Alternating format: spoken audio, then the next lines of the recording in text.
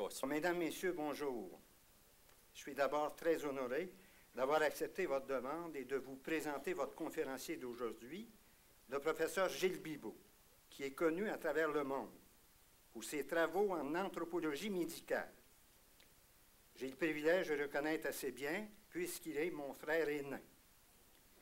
Comme vous m'aviez mandaté de la négociation auprès de lui, j'ai accepté avec enthousiasme. Alors, il est le fils de Raphaël Bibeau et de Simone Joly.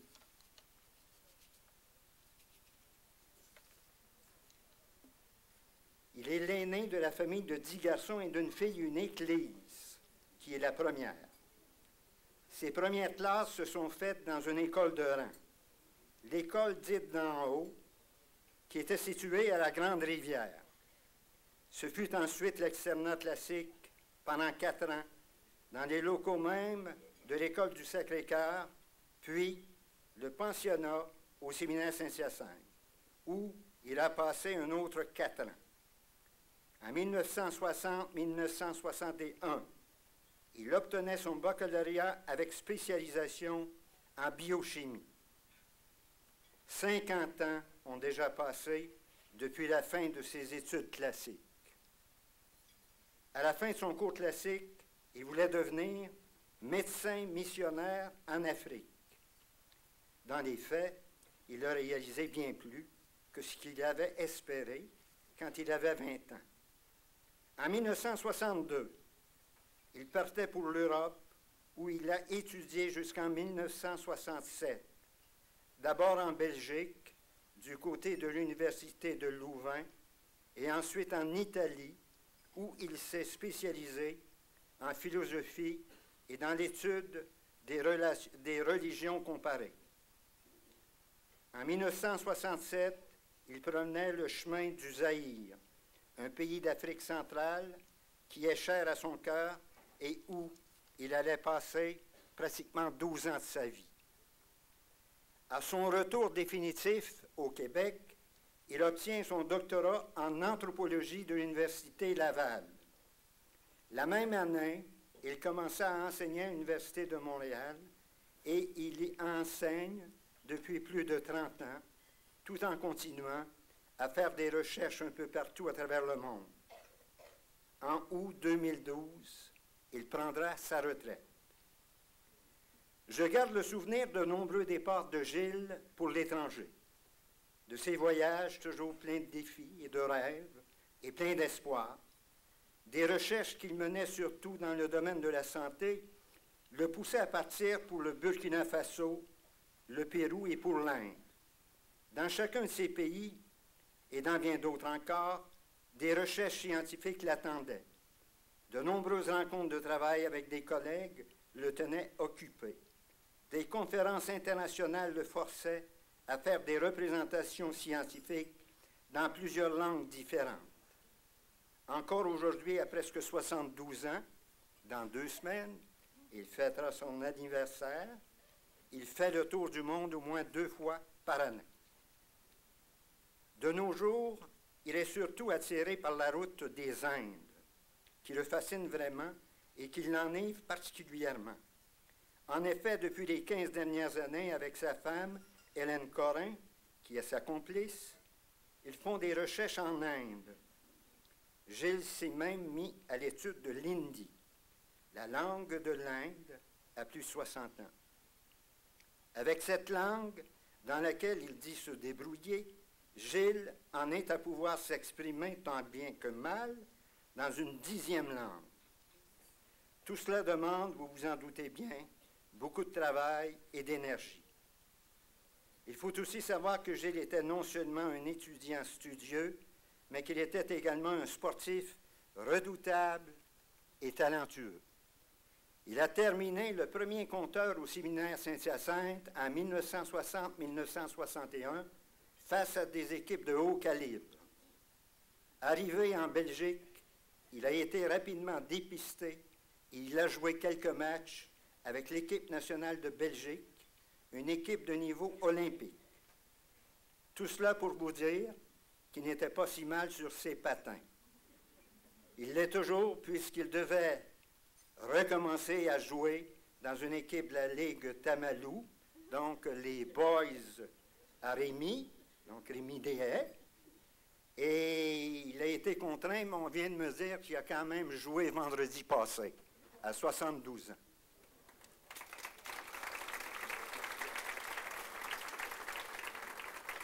Alors, je pense que Rémy va avoir beaucoup de compétition, là, avec la venue de Gilles dans la région Sorel-Tracy. En terminant, je voudrais que tous sachent que les pairs et collègues de Gilles ont su reconnaître l'excellence de sa carrière en lui octroyant en 2009 la plus haute distinction scientifique que le Québec accorde, à savoir le prix Léon Gérin, qui lui a été décerné à l'Assemblée nationale. Tout cela est une fierté pour la famille des Bibeau, mais aussi pour toute la région de Sorel-Tracy. Nous nous réjouissons en effet chaque fois qu'un des nôtres est au tableau d'honneur. Mes derniers mots reprennent une phrase qui t'identifie assez bien et que tu aimes répéter. À mesure que s'étend l'île de la connaissance, grandissent aussi les rivages de notre ignorance. Gilles a toujours voulu en savoir davantage, et cela par amour et par passion de la connaissance. Je vous présente avec honneur mon frère aîné, le professeur et docteur Gilles Bibeau.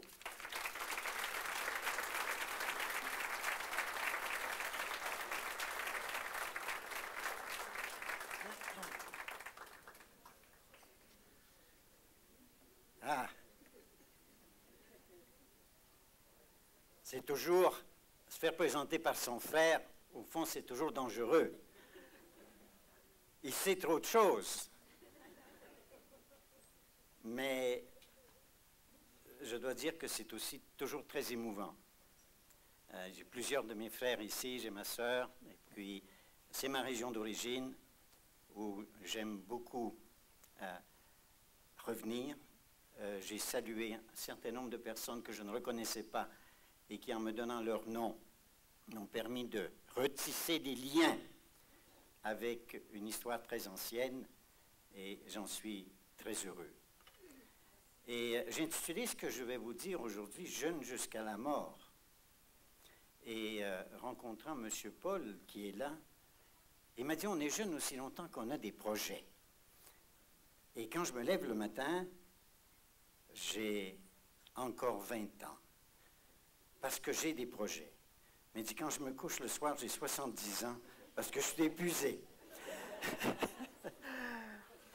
Alors, à Sylvain, je suis content de voir ici qu'il est là-bas, et qui pour moi est d'abord un intellectuel avant d'être le député de notre comté, bon connaisseur de la littérature. Et je suis content qu'il soit là. Il serait professeur d'université s'il ne s'était pas lancé en politique. Sa femme l'est, d'ailleurs. M.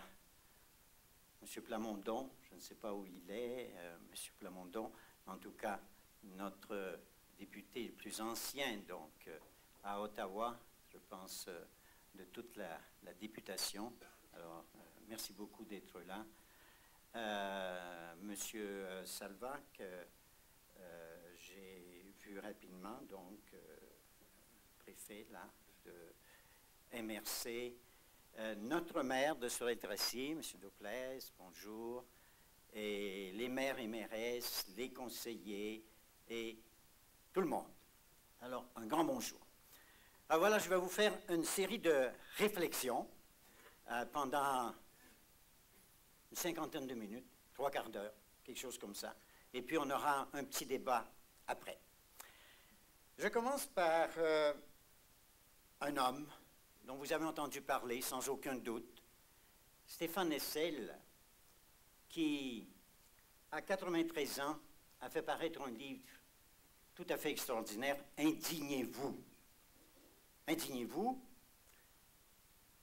qui manifeste une lucidité, une intelligence dans l'analyse du monde dans lequel nous vivons, un univers mondialisé, un univers pluralisé sur le plan ethnique, de plus en plus diversifié, et il fait une analyse du système économique, de ses aspects positifs et ses aspects négatifs, et dénonce un certain nombre d'effets pervers produits par un système de compétition entre pays et entre personnes. Et à l'avance, de manière un peu prophétique, à anticiper ce mouvement d'indignation qui a traversé les pays du monde depuis Occupy Wall Street, l'occupation de la place d'Armes à Montréal, ce qui s'est passé à Madrid, à Tel Aviv, en Espagne. En Espagne, 30% des jeunes sont sans emploi. Également ce qu'on a vu avec les dettes souveraines en Grèce, au Portugal.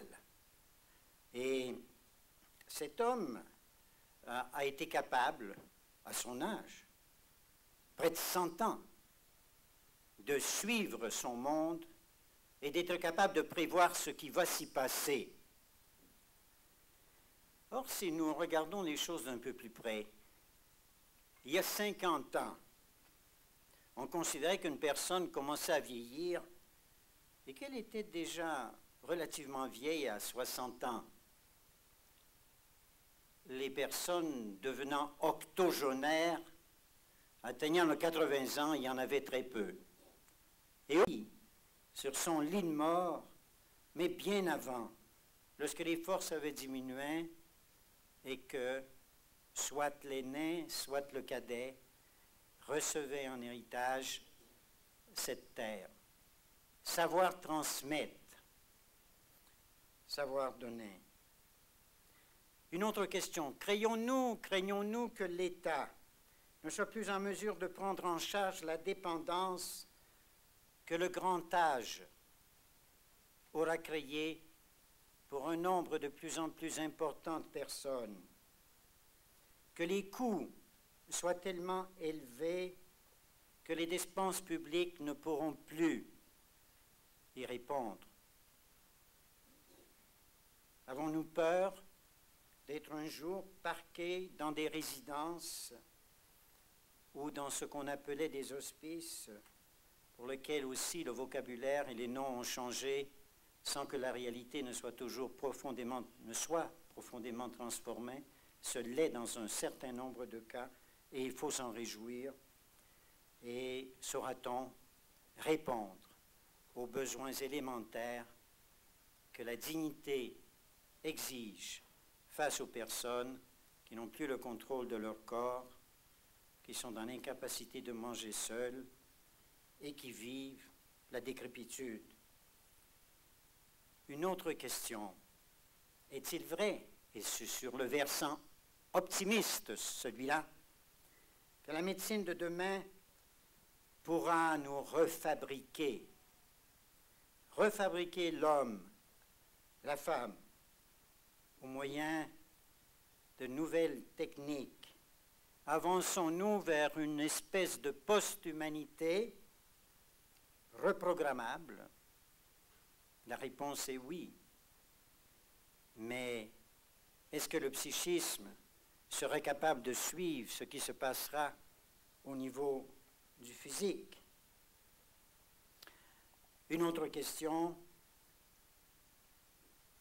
est-ce que nous ne sommes pas en train,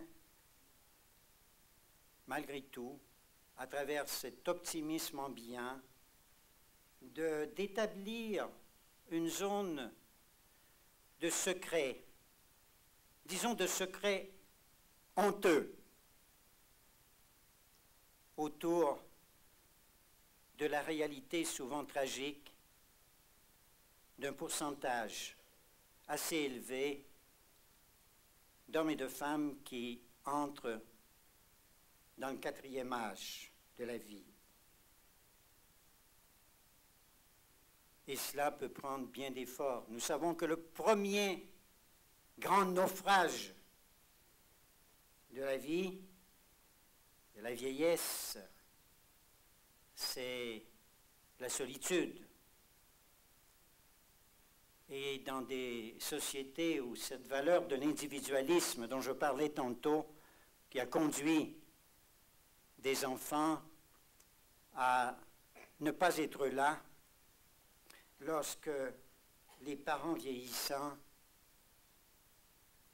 gardés en résidence, auraient tant besoin de leur présence.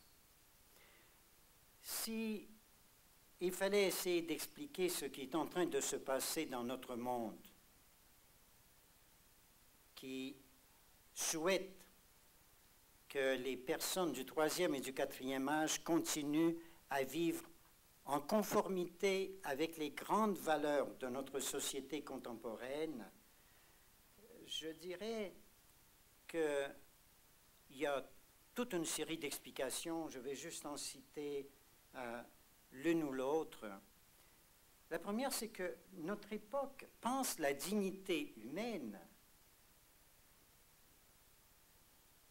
à partir des notions de maîtrise de soi, à partir de l'autonomie, quelque sorte.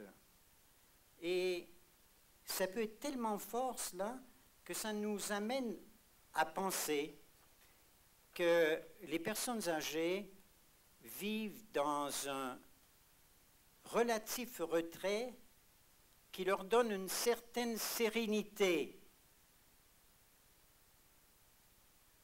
qu'elles construisent à partir de leurs souvenirs anciens, de leur mémoire, alors que, dans les faits, je dirais que c'est une illusion commode qui nous permet, sans qu'on ait à se culpabiliser, de les abandonner à leur sort.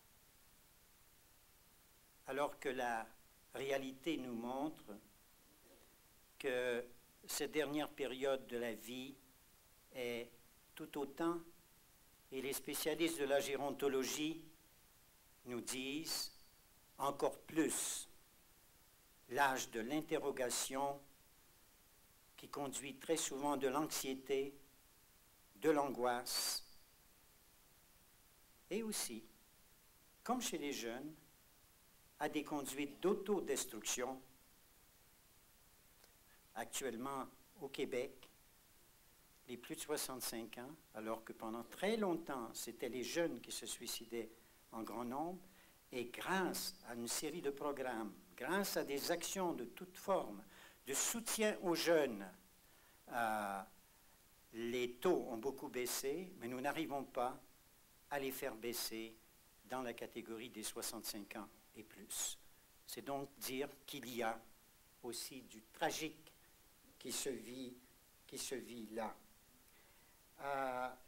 Une autre raison qui pourrait expliquer les choses, c'est que nos gouvernements, nos politiques publiques, et toute politique a un angle mort, quelque chose.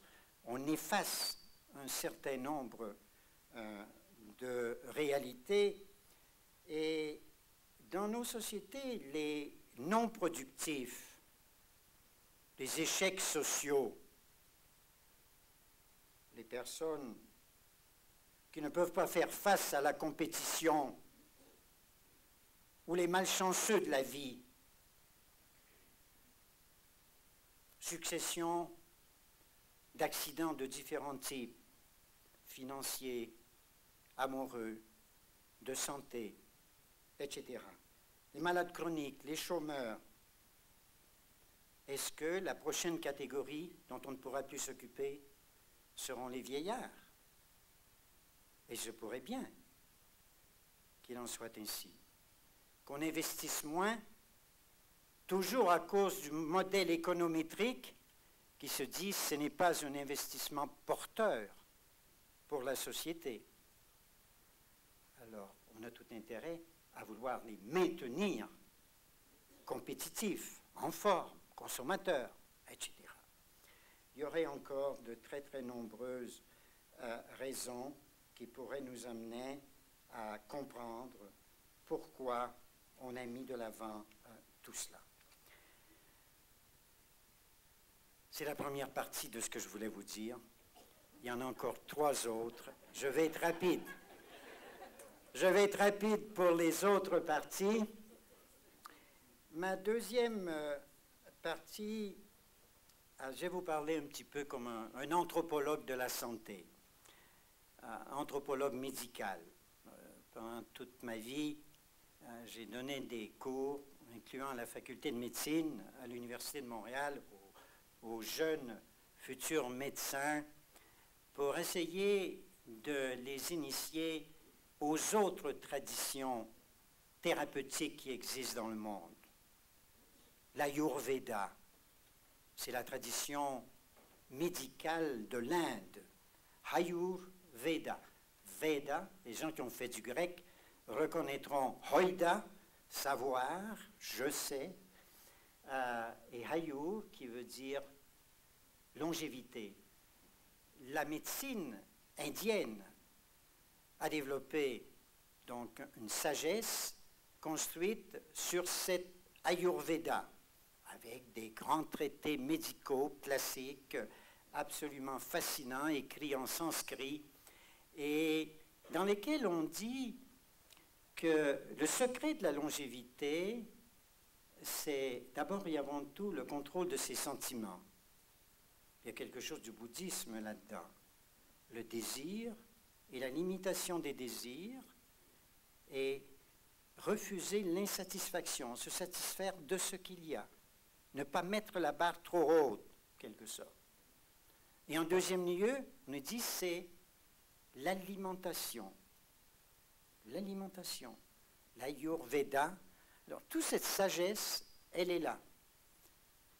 Et quand je prends ça, je présente cela à nos futurs médecins qui, eux, sont formés dans la médecine, la tradition médicale occidentale qui est grecque, Hippocrate, romaine, latine, Galien, et la grande révolution de la biologie au XIXe siècle, lorsque la biologie scientifique commence, qu'on connaît donc les germes, Pasteur, et qu'on va développer les vaccins, on va avancer de plus en plus, il est bien évident que la conception ayurvédique, indienne, et notre conception occidentale sont assez différentes.